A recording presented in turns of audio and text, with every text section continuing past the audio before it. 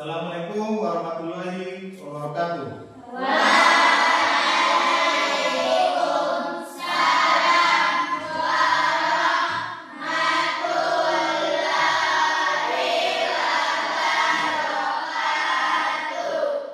Bagaimana kabarnya semuanya? Sehat? Sehat, Pak. Alhamdulillah. Sudah makan tadi? Sudah sarapan? Sudah, Pak. Berarti kalau sudah sarapan, kita belajarnya nanti akan semangat. Oke. Sebelum kita memulai pelajaran, sebaiknya kita membaca doa dulu kepada ketua kelas untuk maju ke depan untuk memimpin doa. Sebelum memulai pelajaran, marilah kita berdoa bersama.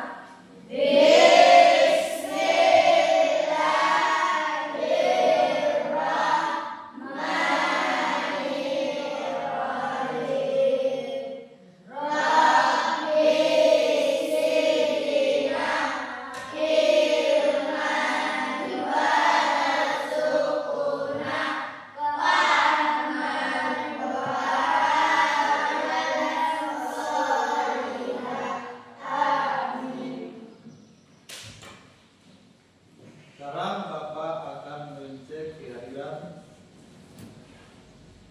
Bagaimana ketua? Ada semua? Nah, coba Pak Aksen dulu.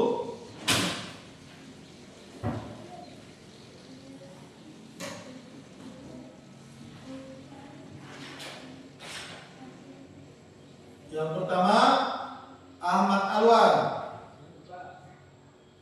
Buatkan suaranya. Yang kedua, Amirul Hasbi. Yang ketiga, Balkis Maharalubis. 4, Eldasari. 5, Isti Ayuni. 6, Mardiani.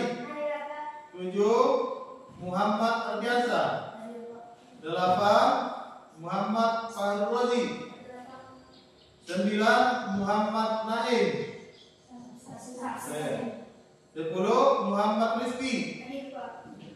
11, Mutiara Asmi Fadila. 12, Nur Saida. 13, Rahayu.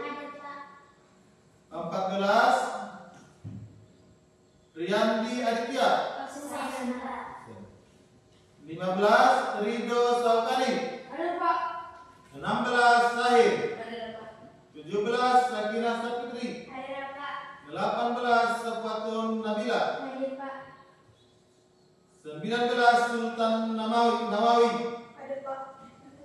20, Tia Ramadhani. 21, Vanessa Lubis. Berarti yang absen tadi 2. Sakit. Mudah-mudahan teman kita itu cepat sembuh supaya besok bisa berkumpul lagi di sekolah ini.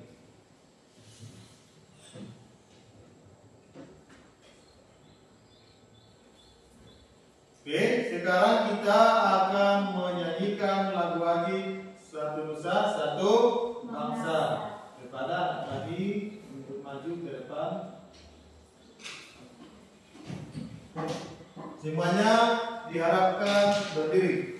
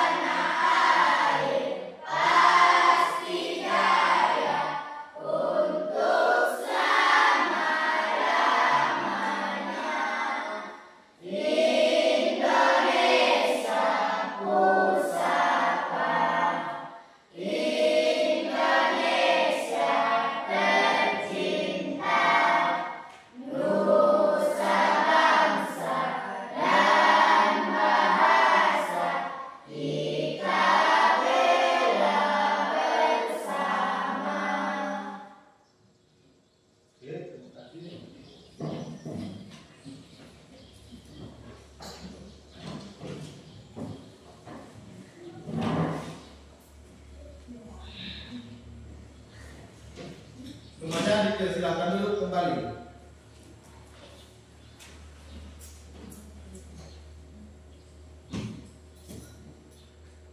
Materi kita nantinya yang berjudul kegiatan ekonomi. Di sini Bapak akan terangkan sedikit tujuan dan tentang kegiatan ekonomi. Kegiatan ekonomi ini bertujuan untuk meningkatkan kualitas hidup masyarakat secara keseluruhan. Berarti yang meningkatkan ekonomi secara keseluruhan itu maksudnya berarti semua manusia kan? Ada di situ nantinya produsen, konsumen, dan distribusi. Oke. Dalam hal ini kegiatan ekonomi diharapkan mampu menciptakan lapangan kerja, meningkatkan pendapatan masyarakat, dan meningkatkan akses terhadap barang dan jasa yang berkualitas. Di situ nantinya akan bersama-sama produsen, konsumen, dan produksi untuk bersama-sama mengembangkan ekonomi tersebut. Dan tujuan utamanya adalah kegiatan ekonomi untuk memenuhi kebutuhan hidup manusia, seperti orang tua kita umpamanya setiap hari pergi ke sawah untuk mencari nafkah, mencari uang supaya kita kehidupannya terpenuhi. Contohnya bahan pangan, nasi itu terbuat dari padi, pakaian terbuat dari benang dan kapas diolah nantinya. Oke. Dan orang tua kita bekerja sehari-hari untuk mencari uang supaya ada jalan kita ke sekolah, bayaran uang sekolah, untuk membeli perlengkapan sekolah, contohnya buku, baju, sepatu, dan lain-lain. Nah, selanjutnya kita ice breaking dulu. Masih semangat kan? Semangat. 1, 2, 3, ya. Tepuk semangat.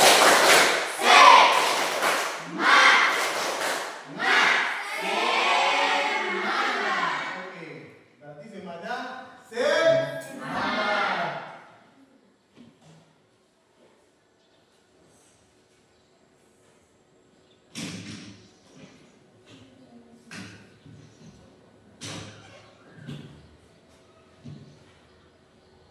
Sekarang kita masuk ke materi ajar yang betul tadi sudah Bapak bilang, yaitu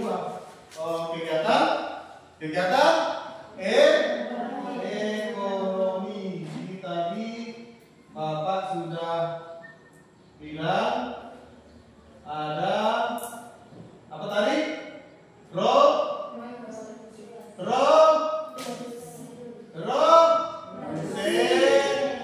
Konsumen, distribusi.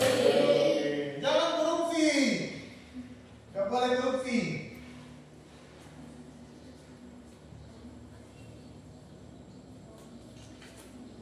Nah, coba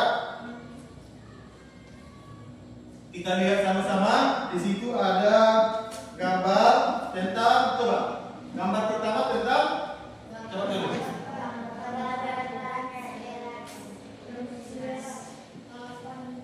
Gambar panen. Menurut pendapatmu gambar pertama itu kenapa bisa gagal panen?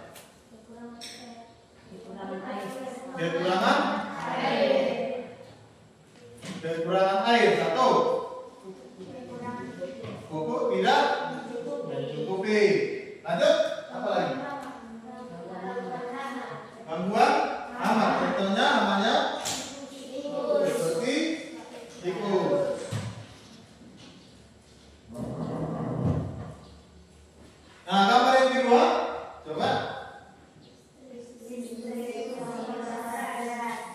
distribusi impor beras. Bagaimana itu? Bagaimana itu? Bagaimana? Tadi yang pertama sudah dapat beragal panen, yang kedua distribusi impor beras, berarti pengiriman beras ke daerah lain atau kedua negeri atau dari negeri lain ke negara kita, dari daerah lain ke daerah kita. Nah, gambar yang ketiga, konsumsi beras itu maksudnya bagaimana? Konsumsi beras, coba membeli beras, berarti tempatnya di mana? Di pasar, ada si penjual dan ada si pembeli. Berarti seseorang itu membeli beras untuk kebutuhan hidupnya. Berarti gambar yang ketiga itu kira-kira berapa kan? Berapa? Oke, lanjut.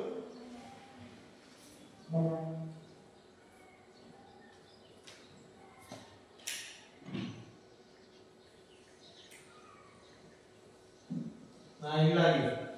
Gambar di atas menjelaskan bahwa sumber daya alam Indonesia melimpah. Berarti lagi beda deh. Beda kan? Beda kan?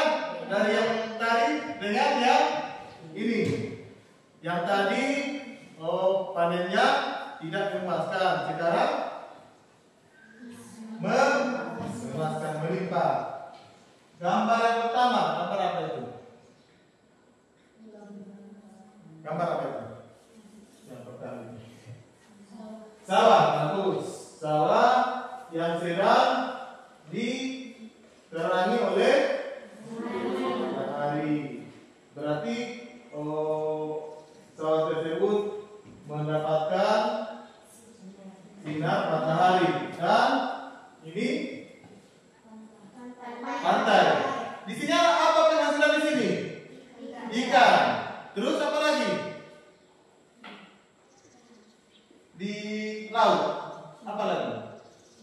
Cumi-cumi, udang, kepiting. Berarti banyak penghasilan di laut. Yang ketiga, sawah. Gimana? Sawah yang sedang mungkin tidak lama lagi akan panen. Berarti menghasilkan beras padi. Tadi beras.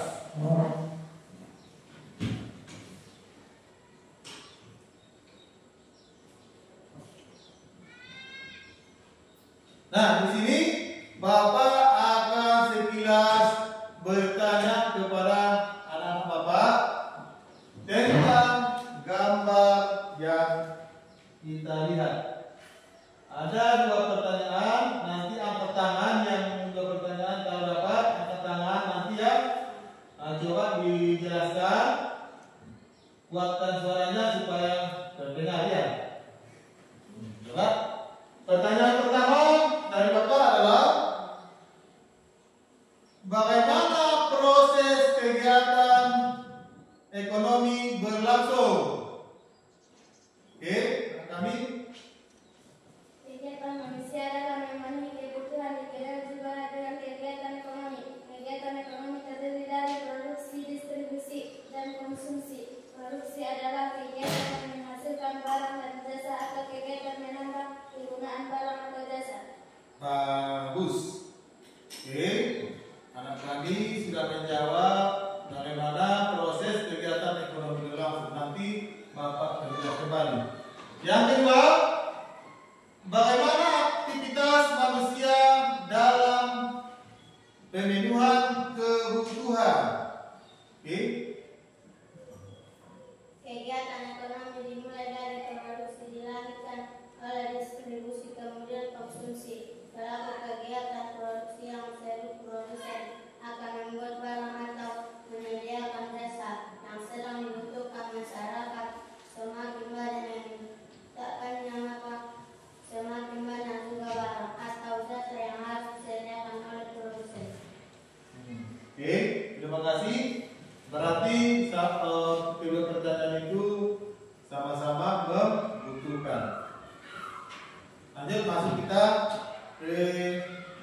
kegiatan produksi dan nilai guna. Kegiatan produksi dan nilai guna.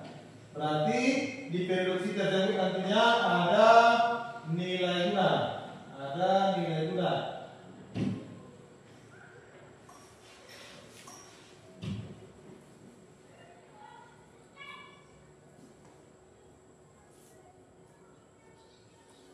Ada nilai guna. Kegiatan produksi dan nilai guna. Kegiatan pokok ekonomi produksi dilakukan oleh produsen dalam rangka menghasilkan barang untuk memenuhi kebutuhan konsumen. Distribusi merupakan kegiatan menyalurkan barang dan jasa yang dihasilkan oleh produsen konsumen sebagai pemakai barang hasil produksi. Dari ketiga pelaku kegiatan ekonomi itu apa? Kegiatan ekonomi itu yang tiga. Produsen, distributor, dan konsumen. Berarti yang tiga pelaku ekonomi ini saling berhubungan. Apabila satu tidak ada, berarti kegiatan ekonomi tersebut tidak akan berjalan dengan sempurna atau tidak akan berjalan dengan lancar. Begitu juga konsumen tidak akan memperoleh barang yang dibutuhkan. Kalau tidak ada yang daftar satu tidak ada di situ, umpamanya konsumen atau produsen atau distributor. Berarti itu yang bilang tadi, memperoleh barang yang dibutuhkan tidak akan bisa kalau tidak yang ketiga ini saling berhubungan. Oke. Berarti masuk kita tuh kegiatan produksi. Produksi di sini, produksi merupakan kegiatan untuk menghasilkan suatu barang atau jasa. Mungkin anak kami di sini sudah pernah mempelajari di pelajaran sebelumnya tentang produksi. Tentang produksi.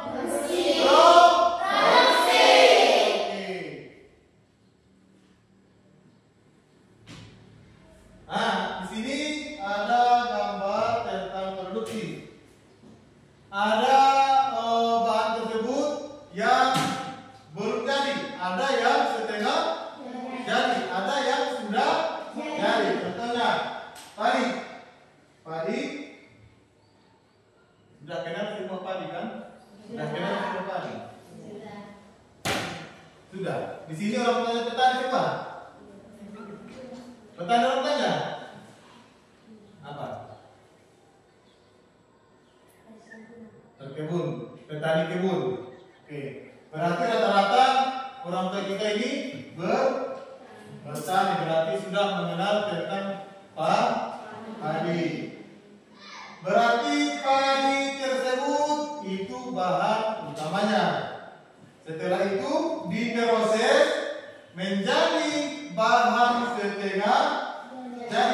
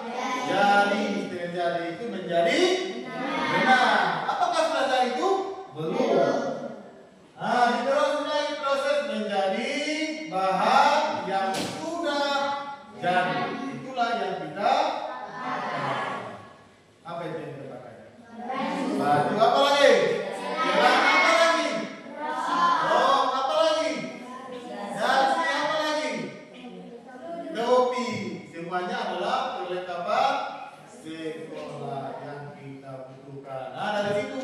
Orang tua kita mencari nafkah di sawah supaya kita bisa hidupnya layak terpenuhi, bisa mendapatkan apa tadi?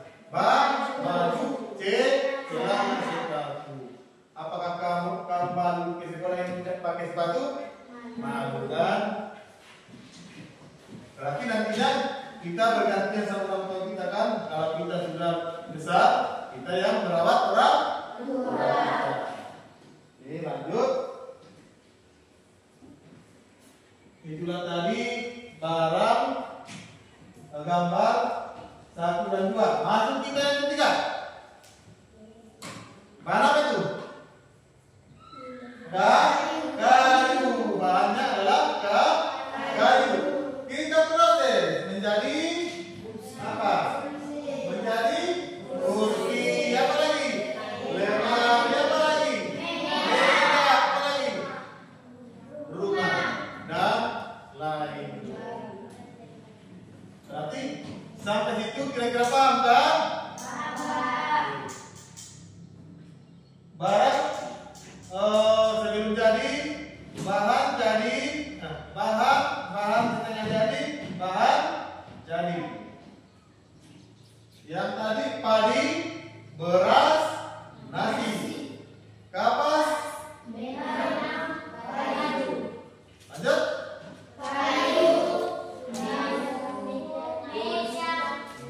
Coba bersama-sama.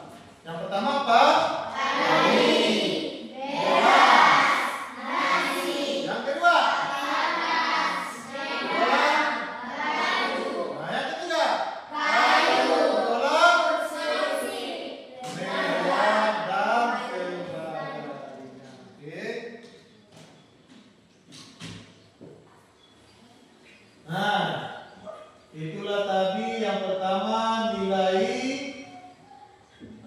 Yang kayu itu nilai guna bentuk. Bentuk kan?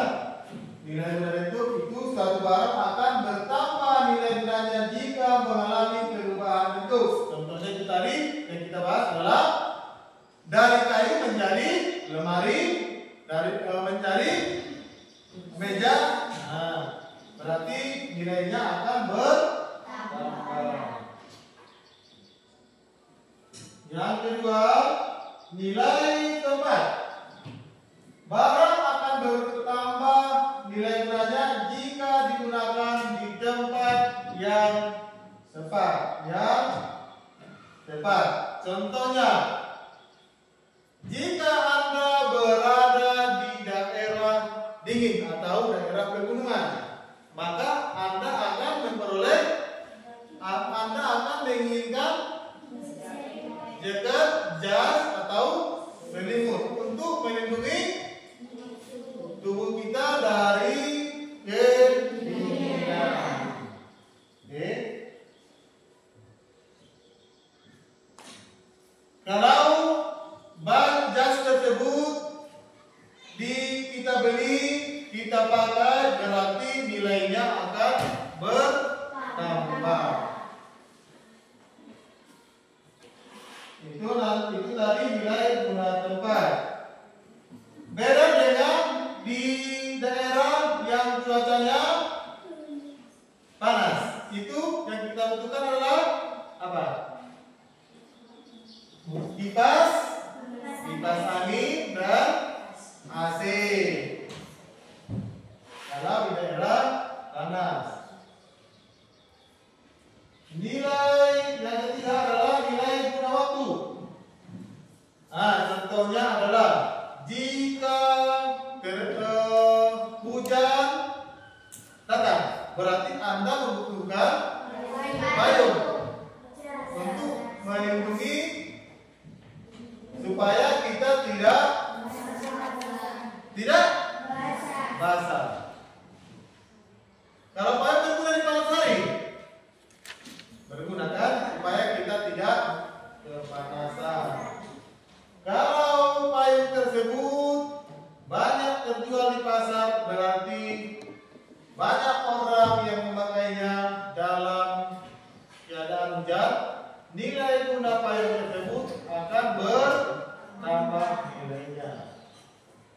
Yang keempat, nilai guna kepemilikan.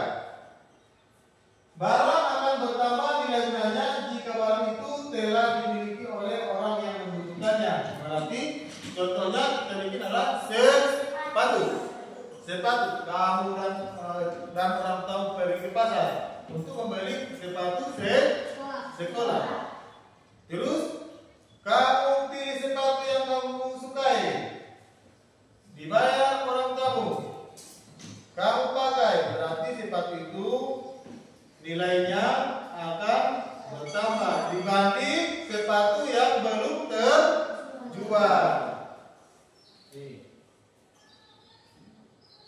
Nah, itulah tadi nilai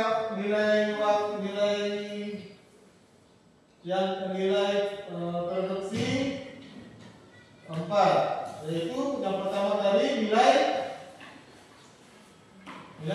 pertama nilai guna bentuk, nilai guna tempat, nilai guna waktu, dan nilai guna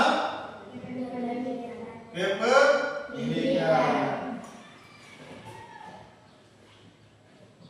Masuk ke produsen. Produsen merupakan orang atau lembaga yang menghasilkan suatu barang atau jasa. Seseorang yang merupakan lembaga yang menghasilkan suatu barang atau jasa. Contohnya, menurut Anda apa contohnya? Celana, baju, jaket, apalagi topi, termasuk seragam sekolah.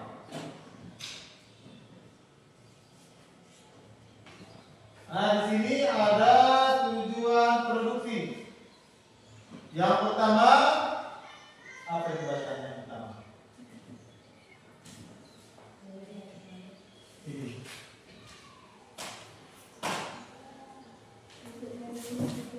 Apa ini? Ini. Lihat apa? Nah, apa, bagaimana, untuk siapa? Apa bahannya, apa barangnya? Nah, kita bahas bagaimana caranya dan untuk siapa yang membutuhkan. Hal yang pertama kali yang harus dilakukan oleh produsen yaitu harus memikirkan barang dan jasa. Berarti yang Bapak bilang tadi seperti misalnya barang apa yang kita proses, barang apa yang dibutuhkan orang tersebut, itulah yang kita pikirkan. Kita buat nantinya supaya perekonomian kita bisa berjalan dengan lancar. Contohnya yang tadi, sepatu. Terpikir di otak kita untuk membuat sepatu. Nah, ini kalau kita buat sepatu ini banyak yang membutuhkan. Di pikiran kita kan banyak yang membutuhkan, terutama anak-anak sekolah. Jadi kita akan mengolah sepatu itu menjadi dari bahan menjadi bahan setengah jadi dan menjadi bahan jadi. Lalu kita pasarkan ke kemana? Kemana? Ke toko-toko yang terdekat, yang jauh, misalkan. Nah, dan untuk siapa kira-kira sepatu tersebut? Yang banyak yang membeli adalah anak sekolah, karena keperluan untuk sekolah. Banyak yang membutuhkannya.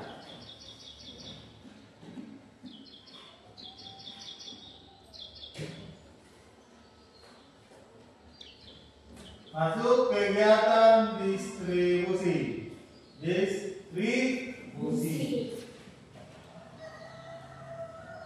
Setelah kegiatan produksi, kegiatan selanjutnya yaitu kegiatan distribusi. Nah, untuk yang A, untuk menyalurkan barang dari produsen ke konsumen. B, supaya barang produksi lebih berguna. C, kebutuhan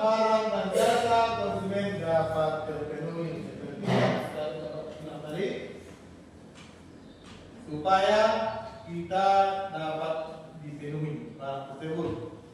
Diimpor dari daerah lain ke daerah kita, dari negara lain ke negara kita. Contohnya tadi adalah beras. Jenis, masuk lagi jenis distributor. Yang pertama, coba pedagang besar atau grosir. Tahu grosir? Tahu. Yang kedua, pedagang kecil. Dan yang ketiga, perantara. Contohnya lagi di situ ada agen. Pedagang besar dulu yang kita bahas adalah grosir. Merupakan pedagang yang membeli dan menjual barang dalam jumlah yang besar ke pedagang eceran. Biasanya pedagang besar menjual barang dalam lusinan. Contohnya pedagang besar seperti pasar Tanah Abang. Kalau di sini adalah pasar baru. Tahu pasar baru? Di grosir tersebut mereka mengeluarkan barang ke toko warung eceran kan, yang kecil, toko yang kecil. Yang tadi yang ketiga perantara, berarti ini menentukan agen. Seperti misalnya kita bikin adalah ada seseorang yang menjual tanah di sana. Dia tidak tahu siapa yang meminatkan. Dia cari agen tanah. Agen tersebut yang bicara dengan yang memiliki tanah dan yang ingin membeli tanah. Itu yang dinamakan agen. Dan yang kedua, komisioner, merupakan perantara yang membeli dan menjual barang atas nama sendiri dan ikut bertanggung jawab atas tindakannya. Imbalan yang diterima oleh komisioner disebut komisi. Coba, Anda berminat membeli kereta atau mobil. Anda berminat membeli kereta atau mobil, maka Anda akan membutuhkan seseorang untuk atas namanya, atas nama seseorang yang dipakai kan. Itulah yang dinamakan komisioner atau komisi. Oke. Cara distribusi.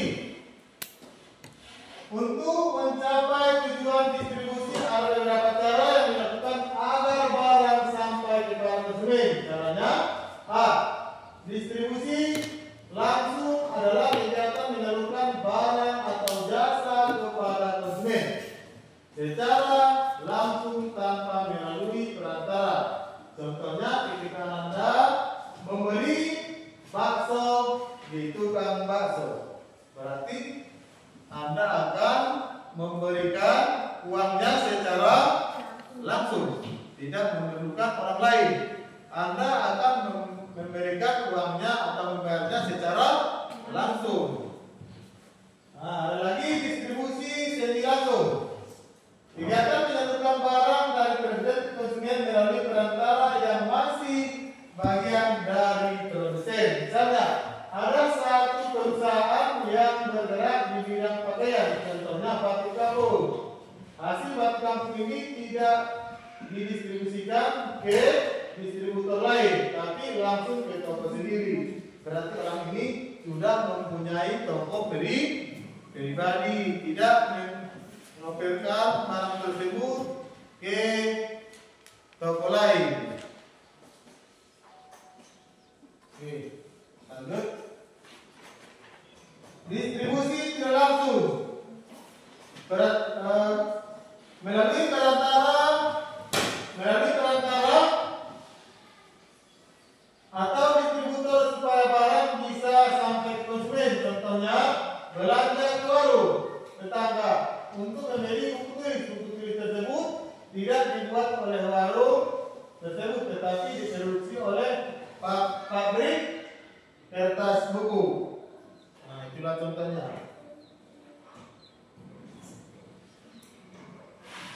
Masuk kita ke konsumsi, kegiatan konsumsi. Manusia setiap hari melakukan konsumsi dengan tujuan untuk memenuhi kebutuhan. Nah, itulah tadi yang Bapak bilang. Orang tua kita bekerja setiap hari untuk mencari uang, mencari nafkah untuk kebutuhan keluarganya, supaya kita bisa hidup layak dan mendapatkan apa yang kita butuhkan dan kita harapkan.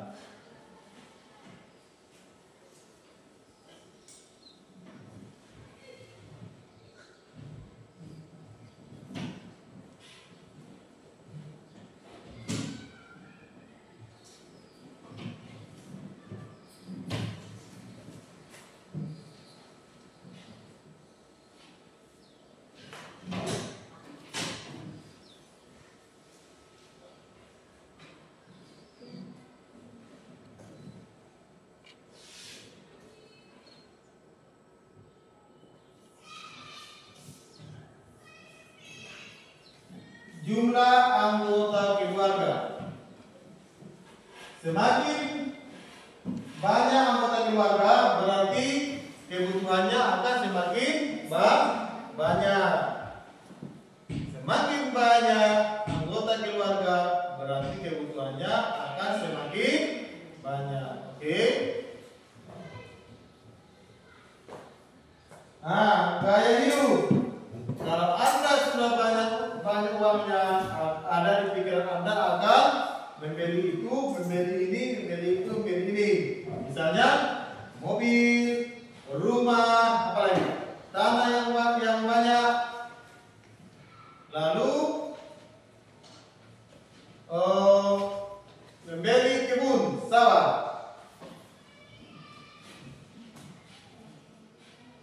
Ini tingkat pendidikan. Nah, cita-cita orang tua kita, cita-cita kita ingin menjadi orang yang berguna untuk nusa dan bangsa. Mulai dari SD, SMP, SMA, lanjut ke perguruan tinggi.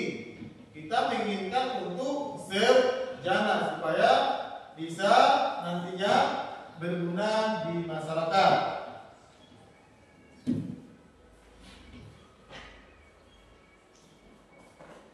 Konsumsi rumah tangga perusahaan. Perusahaan selain sebagai tempat berlangsungnya proses produksi, juga melakukan kegiatan konsumsi. Pada saat memproduksi barang, perusahaan ini memerlukan bahan baku, tenaga kerja, apalagi, dan modal. Jika Anda ingin membuka usaha, berarti harus mempunyai modal. Ada modal sedikit kalau usahanya kecil. Kalau usahanya besar, berarti modalnya akan besar. Kalau Anda sudah punya usaha, pikiran Anda akan mempunyai tenaga kerja yang lain. Contohnya seperti anggota.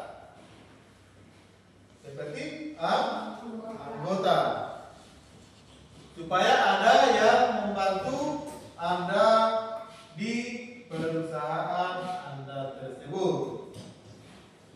Dan selanjutnya, perusahaan telah melakukan kegiatan produksi untuk menghasilkan barang atau jasa. Perusahaan harus menurunkan pengeluaran biaya produksi.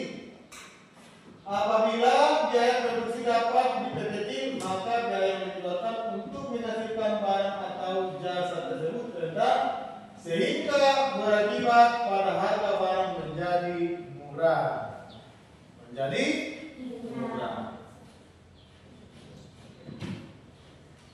Perusahaan dapat menekan biaya produksi dengan membeli atau menggunakan bahan baku yang murah, menggunakan tenaga kerja yang terampil, atau dapat juga juga menggunakan teknologi yang akan tinggi sehingga dapat menghasilkan bahan dalam jumlah yang dengan kualitas yang baik. Itulah tadi kalau ada keterampilan kita.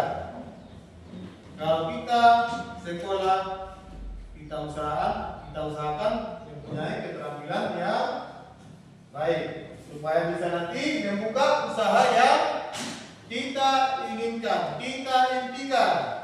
Kan di sini ada itu apanya? Cita-citanya. Nah.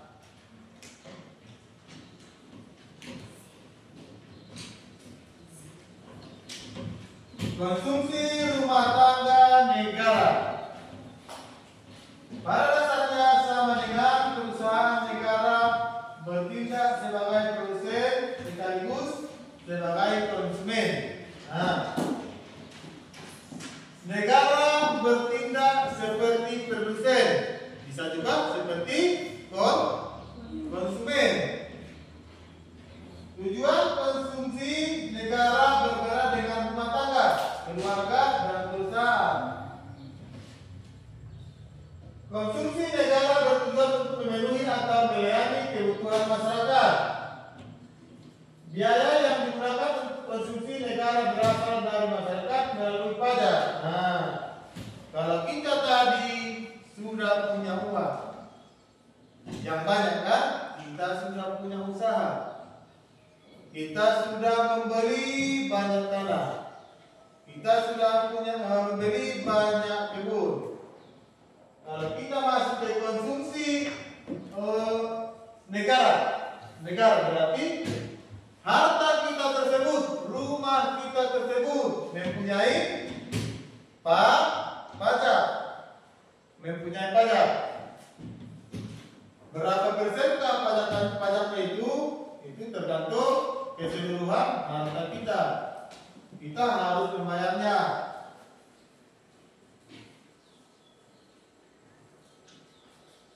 Hal ini dilakukan agar pengeluaran pemerintah dapat sesuai dengan kebutuhan dari masyarakat.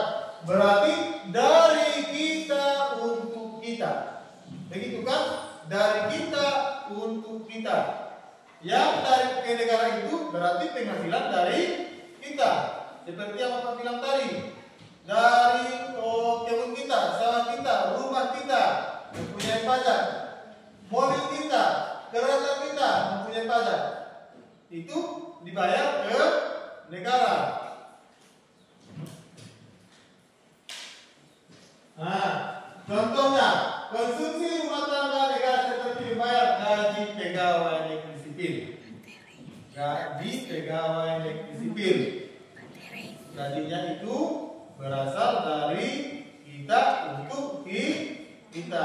Itu melalui proses dari harta kita tadi yang dikutip melalui pajak untuk membayar jasa daripada pegawai-pegawai yang ada di negara kita ini. Contohnya tadi adalah pegawai negeri sipil. Oke.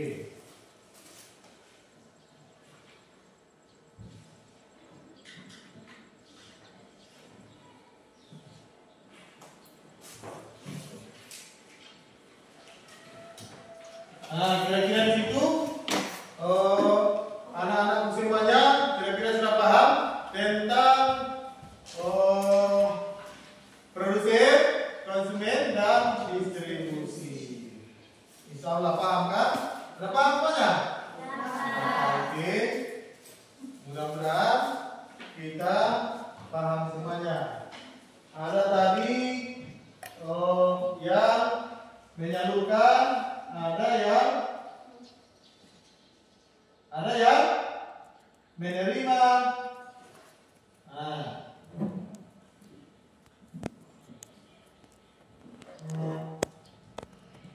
Sekarang Bapak akan memberi, kalau sudah paham, Bapak akan memberikan pretest pada anak Bapak kira-kira di 20 menit atau 15 menit. Nah, kelompoknya ini kan kelompok 1, kelompok 2, dan kelompok 3 kan?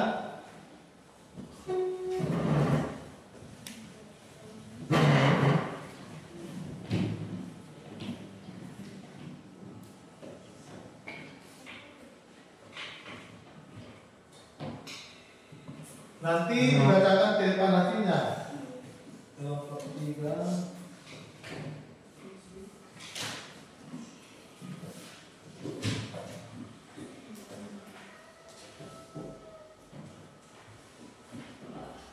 Kelompok 3. Belum satu kan?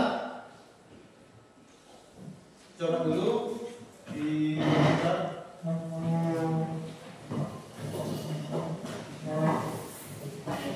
satu kelompok aja dulu.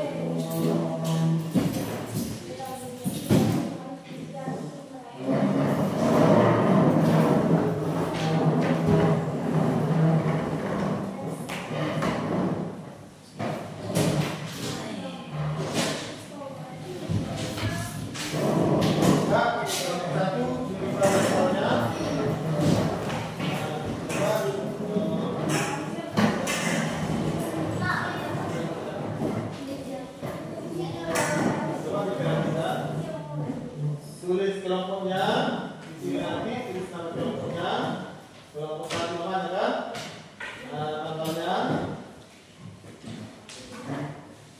kelompok 2 dibaca soalnya.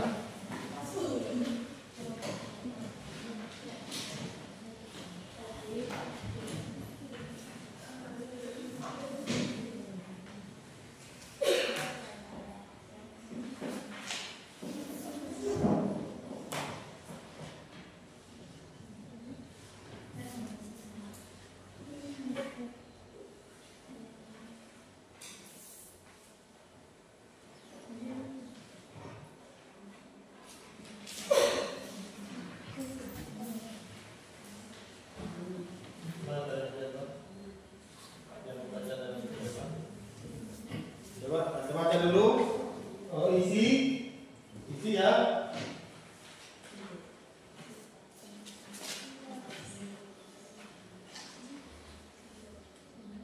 Kira-kira 20 menit. 20 menit.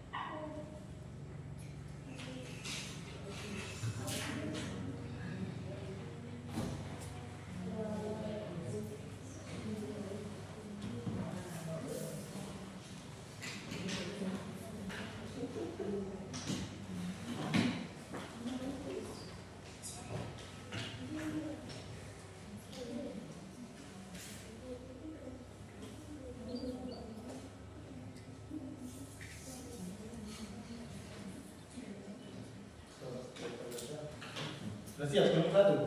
Sudah, Pak. Sudah. Kelompok 2? Belum. Kelompok 3? Belum.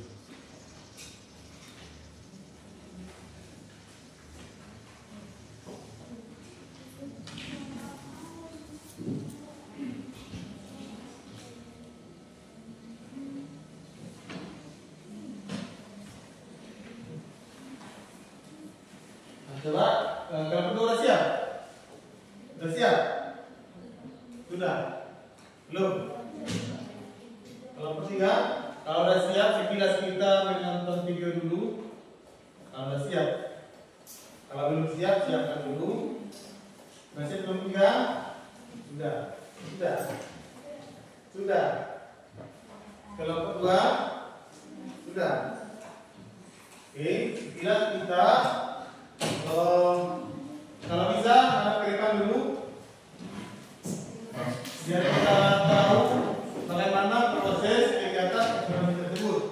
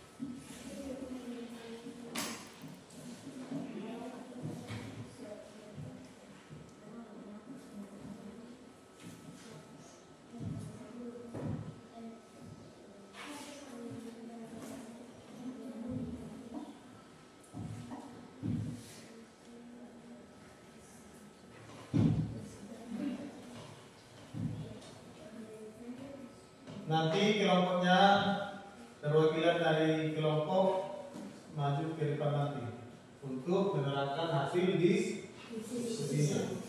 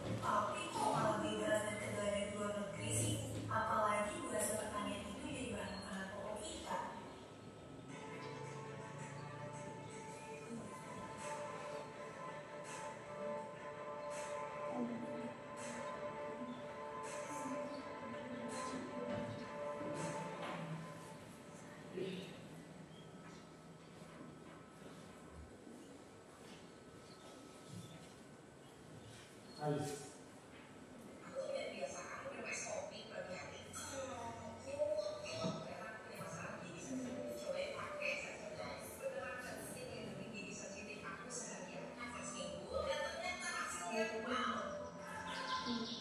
Aku kasih gambaran lebih jauh ya tentang betapa ironisnya masalah pertanian kita. Negara kita punya 20 juta hektar lahan subur buat lahan pertanian. Selain itu, Indonesia juga punya lahan buat agrikultur yang luasnya terdapat 5.000 juta hektar atau sekitar 33% dari total wilayah daratan Indonesia. Dengan lahan subur yang seluas itu, sebetulnya tanah Indonesia itu sangat kaya potensi. Soalnya cocok buat ditanamin apa aja, mulai dari pertanian, ini kedelai,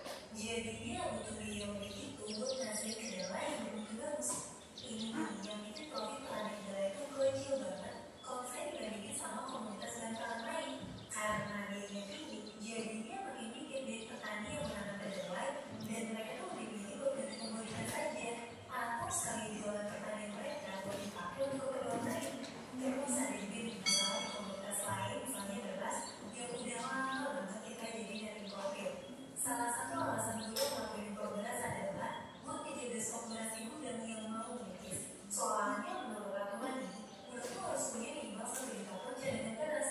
Tapi sampah mulut 12 dalam negeri itu gak bisa optimal.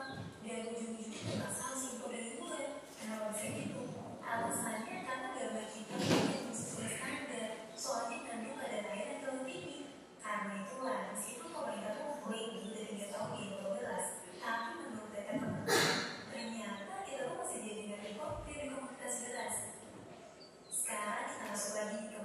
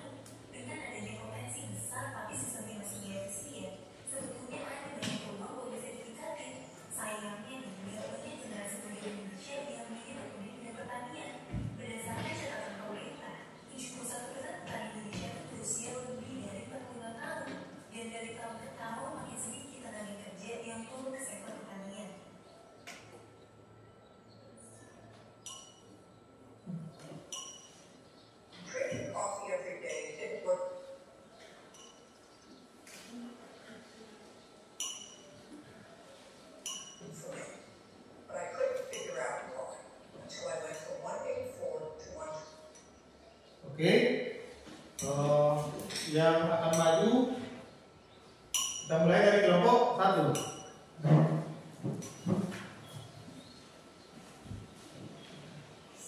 Assalamualaikum warahmatullahi wabarakatuh.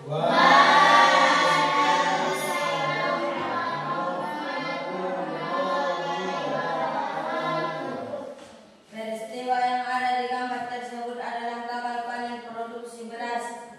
Kegagalan panen padi merupakan fenomena yang sering ditemui petani, antara lain serangan hama, kondisi tanah, penggunaan pupuk perubahan cuaca, benih dan cara budidaya petani, serta faktor lainnya. Dampak yang terjadi pada masalah gagal panen produksi beras yaitu kenaikan harga pangan. Kegagalan panen dapat menyebabkan kenaikan harga beras di pasar. Ini mengakibatkan masalah bagi konsumen yang tergantung pada beras sebagai bahan pokok. Upaya pemerintah dan petani Indonesia supaya panen meningkat dan tidak ketergantungan impor. Langkah-langkah yang diambil pemerintah seperti program penyuluhan, penyediaan input produksi, dan pembangunan infrastruktur pertanian telah memberikan dampak positif dalam meningkatkan kualitas hidup petani dan mendorong pertumbuhan ekonomi di daerah pedesaan. Assalamualaikum warahmatullahi wabarakatuh. Waalaikumsalam warahmatullahi wabarakatuh. Oke, kelompok 2 maju. Assalamualaikum warahmatullahi wabarakatuh. Waalaikumsalam warahmatullahi wabarakatuh. Peristiwa apa yang terjadi pada gambar 2? Distribusi impor beras adalah yang melatar belakangi distribusi impor beras adalah langkah strategis yang diambil oleh pemerintah untuk memastikan ketersediaan dan stabilitas harga beras di Indonesia. Faktor-faktor seperti produksi domestik, tingginya kebutuhan konsumsi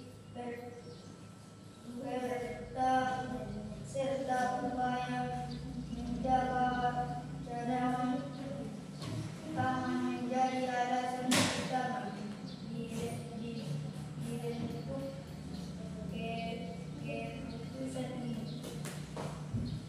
Dampak yang terjadi pada distribusi kegiatan impor beras adalah kegiatan impor beras yang diharapkan baik justru masih memiliki dampak negatif terhadap petani pada lokal. Harga beras impor yang masuk ke dalam negara memiliki harga lebih murah dibandingkan harga beras lokal. Hal tersebut membuat petani lokal merasa kesulitan untuk bersaing di pasar. Upaya pemerintah dan petani Indonesia yaitu upaya program memuluhan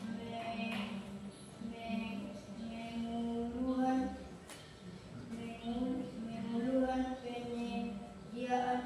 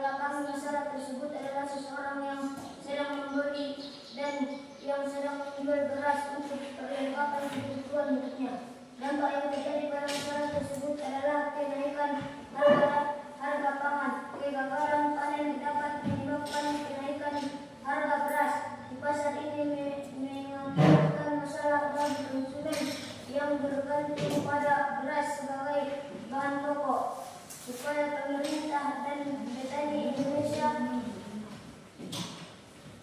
supaya panen meningkat dan tidak ketergantungan impor. Langkah-langkah yang diambil pemerintah seperti program penyediaan liput produksi dan pembangunan infrastruktur pertanian telah memberikan dampak positif dalam peningkatan kualitas hidup petani dan mendorong pertumbuhan ekonomi di daerah pedesaan. Assalamualaikum warahmatullahi wabarakatuh. Waalaikumsalam warahmatullahi wabarakatuh. Oke, dari kelompok 1, 2, 3 jawabannya benar. Coba dikumpul jawabannya biar dapat nilai.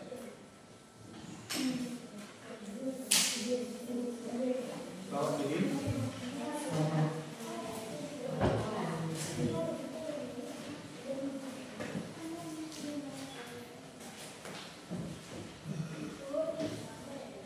kelompok 2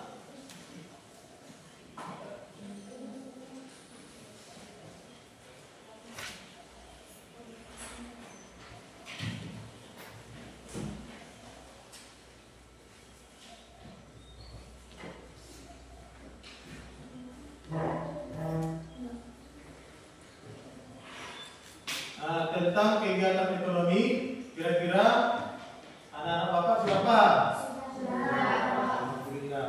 Bapak berikan kesimpulan.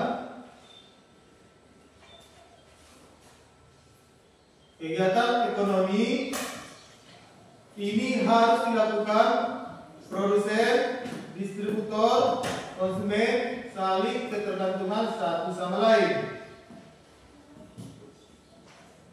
Tidak mungkin hanya produsen saja tanpa ada konsumen. Begitu juga konsumen tidak akan memperoleh barang yang dibutuhkan tanpa distributor. Berarti yang 3 faktor ini harus saling ketergantungan. Oke?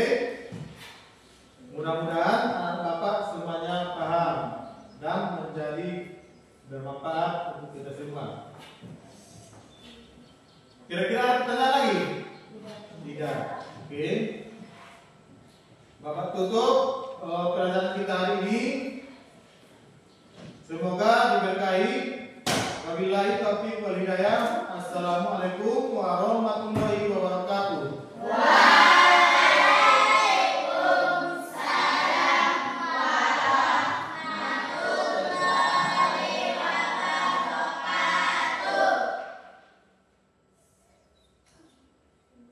Oke, kembalikan mejanya di tempat masing-masing dan bangku.